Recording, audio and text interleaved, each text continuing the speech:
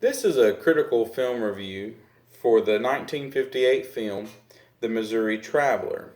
The Missouri Traveler was directed by Jerry Hopper, who was also known for works such as The Atomic City in 1952, The Pony Express in 1953, The Secret of the Incas in 1954, and then in 1955 the film entitled The Private War of Major Benson.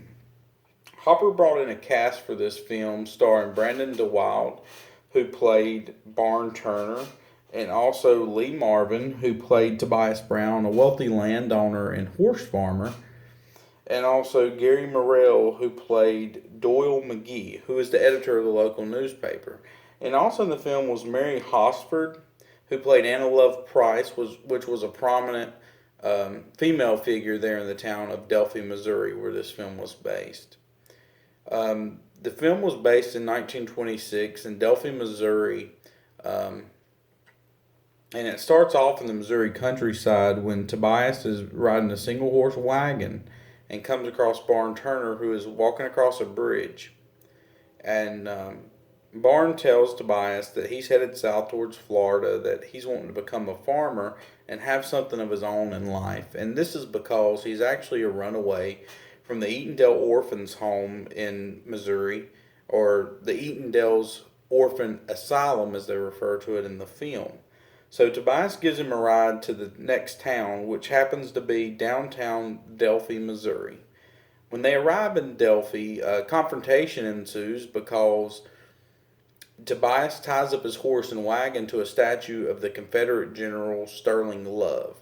Well, Sterling Love's granddaughter still lives in the town, and that is Miss Anna Love Price. She confronts Tobias and tells him that he shouldn't tie his horse up to the statue of her grandfather because he founded the town in the 1980s, or correction, in the 1880s. And and during this time, all the townspeople come out to see the commotion, and there's some humor in it and everything. And later on, you learn that the humor is, I believe, to equal out the serious side that Tobias always has. It seems like. Well, so after the encounter, Barn is taken in basically by the local newspaper editor Doyle McGee, who gives him a job taking care of his horse and finds him a place to live and stay. And he also takes care of the horse there. And Barn begins to learn all kinds of lessons through life, not only from Doyle, who's very kind to him and teaches him some very important things, but also through Tobias Brown, who teaches him things about life. But he does it in such a rough and cruel way. But Barn seems to be learning from him, and it shows towards the end that he learns actually a lot from him. But so while Barn is living out at the house and taking care of Mr. McGee's horse, Tobias stops by one day and he's actually trying to run McGee's horse off. And he has a shovel trying to scare him there at the barn. Well, during this, an accident happens where Tobias accidentally hits Barn in the head with a shovel, which knocks him unconscious.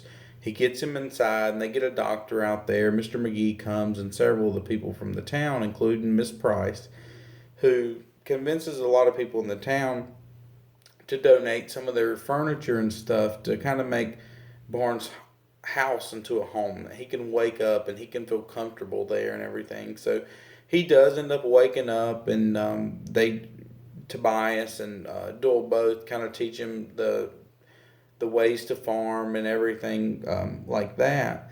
But the accident after that happens, a lot of the townspeople think that Tobias actually done it on purpose, which was not the case. But just because of his demeanor and how he acts, they thought he may have really injured Barn, and they were not going to stand for that because Barn was someone they really had kind of adopted. He's kind of the adopted son of the town. But just a quick note that the setting of Delphi, Missouri, really reminds me of something similar to that of like Little House on the Prairie by Laura Ingalls Wilder, and some of the shows of Little House on the Prairie. The setting kind of seemed the same there.